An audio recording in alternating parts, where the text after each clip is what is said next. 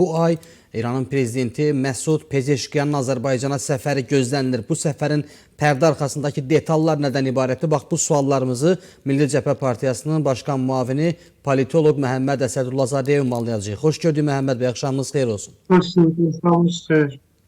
Hörmətli Məhəmməd bəy, Məsud Pezeşkiyanın Azərbaycana gəlməsi ilə bağlı xəbərlər eşitdik. Bugün bu ay bu səfər gözlənilir. Bundan öncə də bir sıra İran rəsmilərinin Azərbaycana gəlişini biz gördük. Xüsusilə bugün cənab prezident də birini qəbul etdi.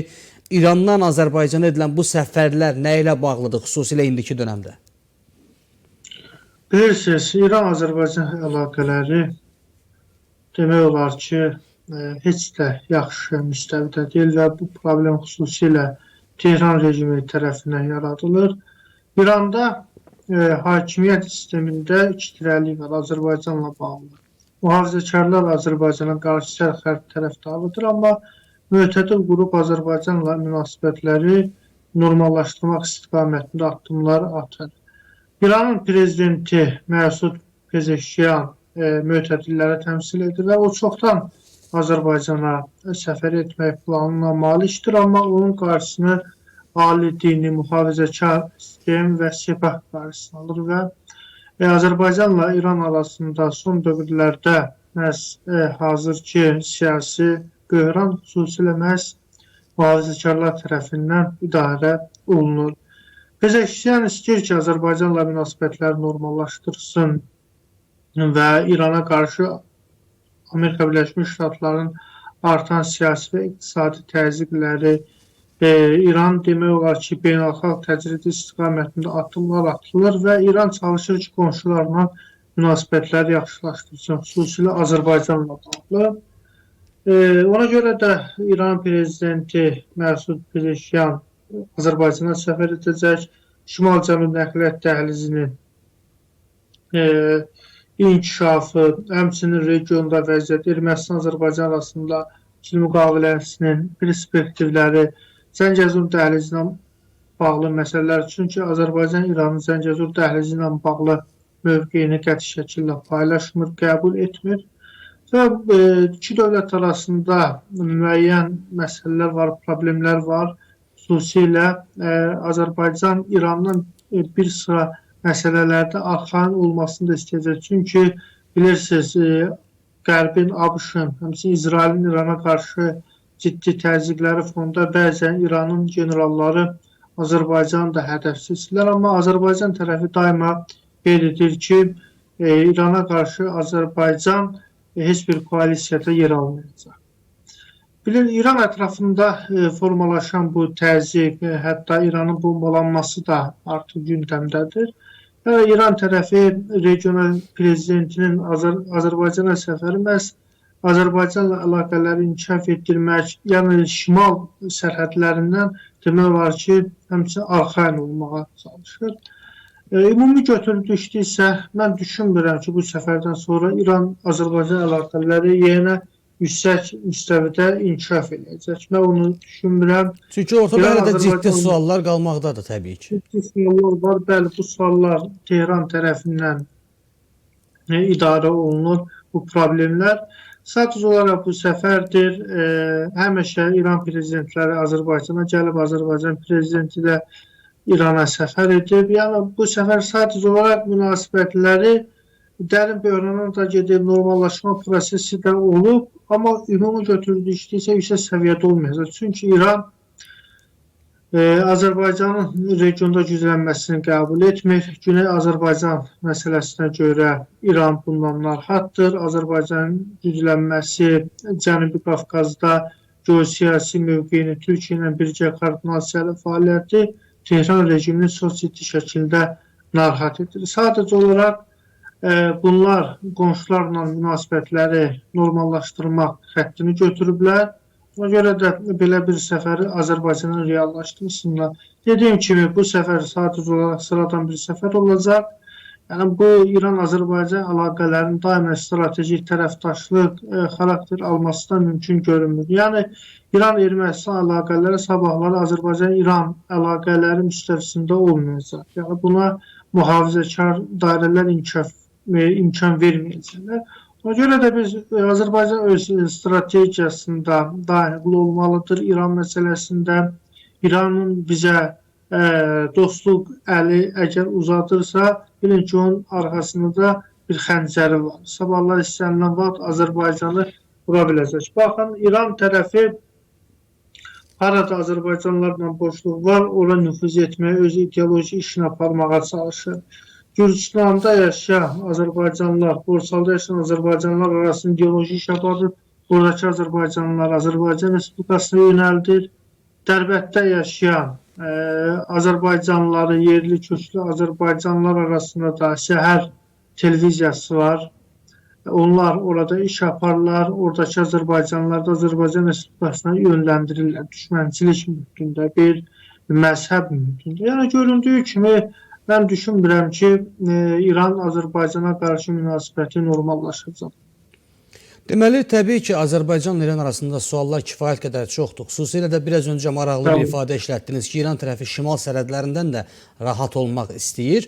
Ancaq Azərbaycan da Türkiyədə dəfələrlə, illər əvvəl də İranla bağlı atıla biləcək addımlar fonunda hər zaman hər məqamda diqqətə çatdırıb ki, heç bir halda üçüncü bir tərəfə, üçüncü bir ölkəyə, İrana, qonşulara hücumla bağlı plastarm rolunu oynamayacaq, belə bir imkan verməyəcək. Türkiyə də eyni ritorikanı sərgilib, hətta dəfələrlə İranın vurulmasının qarşısını birbaşa Türkiyə Cumhuriyyəti özü şəxsən alıb Əhməd Necat dönəmini xatırlamaqda fayda var. Ancaq ötən gün İranın Türkiyə ilə bağlı da səsləndirdiyi fikirlər, misal üçün, məntiqlə üst-üstə düşmür. Deyir ki, fərqi olmayacaq bizim üçün Amerikalıdır, Britaniyalıdır və yaxud da Türkiyəli hərbiçidir. Bugün 5 dənə ərəb ölkəsini təhdid edir. Deyir ki, misal üçün, bu ərazilərdən əgər Amerika Birləşmiş Ştatları bizi vursa, biz də bu 5 ölkəni vuracağıq. Dünən də Türkiyəni təhdid elədi. Bax, bu təhdidvari ritorika İran üçün müsbət heç nə vəd eləmir. Bəs hardadır burada məntiq? Nə istəyir İran? Təbii ki, İranın hakimiyyət dairələri öz ağıllarını itiriblər. Beynəlxalq dünya ilə sülh içində yaşamaq istəmirlər. Mühafizəkar qrup məhz bu sərt ritorikanı seçməklə öz hakimiyyətlərini qorumağa çalışırlar. Türkiyəyə qarşı hər hansı bir addım İranın tamamilə rejimin dəyişməsinə gətirib çıxara bilər. Siz fikir verin, Suriyada İran oradakı Ələvilərə çox ciddi şəkildə dəstək verirdi. Türkiyə Xaricilər Naziri dedi ki, İrana xəbərdarlıq etdi. Dedi, öz pəncərəsi şüşədən olan digər ölkənin daxili işlərinə daş atmaz. Urmiyada da baş verən proseslər də Tehran rejimi üçün bir mesaj idi. Sabahları Amerika Birləşmiş Ştatları İrana qarşı hər hansı bir hərbi əməliyyat keçirərsə, İran bundan istifadə edərək Türkiyə qarşı hər hansı bir hərbi təxribata gedərsə, düşünürəm ki, bu İranın fəlakəti olacaqdır. Nə İsrail, nə Amerika İran üçün Türkiyə nə İsraildir, nə Amerikadır. Və hər iki ölkə İrandan kifayət qədər 1000 kilometrlərlə uzaqdır. Amma Türkiyə İranın qonşusudur və Türkiyənin İranın daxilinə çox ciddi şəkildə təsir etmə imkanları var. Təsir etmək siyasətinə malikdir və 40 milyon İranda yaşayan Azərbaycan türkləri, Qaşqay türkləri məhz Türkiyənin özlərinə qardaş bilirlər, hamı bilirlər. Təkcə Türkiyəni yox, Azərbaycanı da. Sabahlar İran Türkiyəyə qarşı hər hansı bir addım atarsa, burada qarşısında tək Türkiyəni yox, Azərbaycan Respublikasında və 40 milyon günü Azərbaycanında qarşısında görəcək. Yəni Tehran rejiminin oradakı başxarab generallar bunu bilməlidirlər. Orada məsələn, İranın Müdafiə Nazirliyində baş qərargahında oturan manqurtlaşmış Azərbaycan generalları var.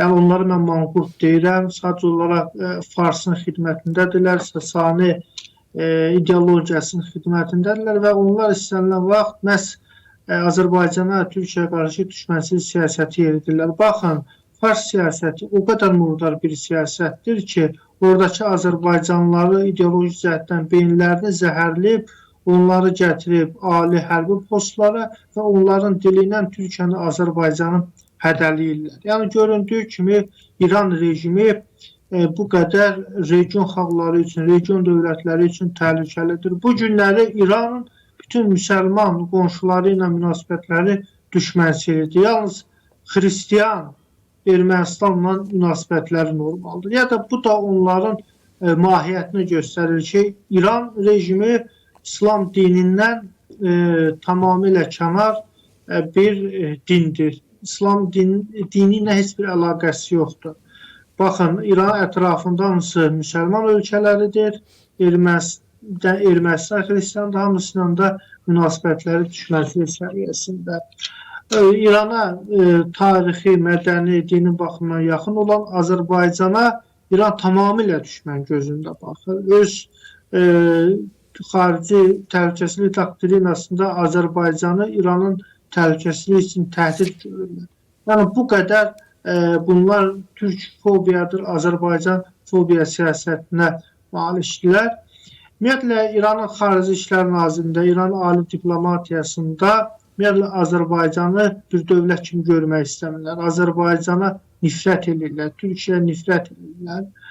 Mən düşünürəm ki, Amerika Birləşmiş Ştatları İrana zərbə vuracaqsa, bu İranın zəifləməsinə gətirib çıxara bilər. Mən hesab edirəm ki, İsrail və Amerika Birləşmiş Ştatları İranın iqtisadiyyatını məhv etməlidir. İranın hərbi infrastrukturunu dağıtmalıdır. Çünki İran gələn pulları əhalinin sosial rifahına deyil, terrorçu qrupların formalaşmasına, proksi qüvvələrin yaratmasına həmin pulları xərcləyir. Məsələn, Azərbaycana qarşı Hüseyniyyün bir terror təşkilatı yaradıb SEPA. Ona milyonlarla dollar vəsait yürüdür, verir. Həmçinin Azərbaycan uzun illər buradakı öz agentura şəbəkəsini yaratdı. Buradakı öz təsir qüvvəsini gücləndirməyə çalışdı. Sabahlar İran nüvə silahı əldə etsə, region ölkələrinin müstəqilliyini, suverenliyini təhdid edəcək. Ona görə də mən Amerika Birləşmiş Ştatlarının və İsrailin İrana qarşı nöqtə əməliyyatını dəstəkləyirəm. Bu lazımdır. İran şərq qüvvədir, İrandır, Rusiyadır, Şimali Koreyadır. Bunların bütün hərbi, strateji obyektləri, iqtisadiyyatı məhv olmalıdır. Yəni, mən düşünürəm ki, Amerika Birləşmiş Ştatları və İsrail buna gedəcək. Lazımdır ki, bu şehir, atom elektrik stansiyası darmadağın edilsin, İranın hərbi infrastrukturu darmadağın edilsin, bu İran rejimini nə qədər zəiflədər. Aydındır, hörmətli Məhəmməd bəy. Sizə təşəkkürümüzü bildiririk. Minnətdarıq vaxt ayırdınız, iştirak elədiniz. Çox sağ olun, var olun bəy.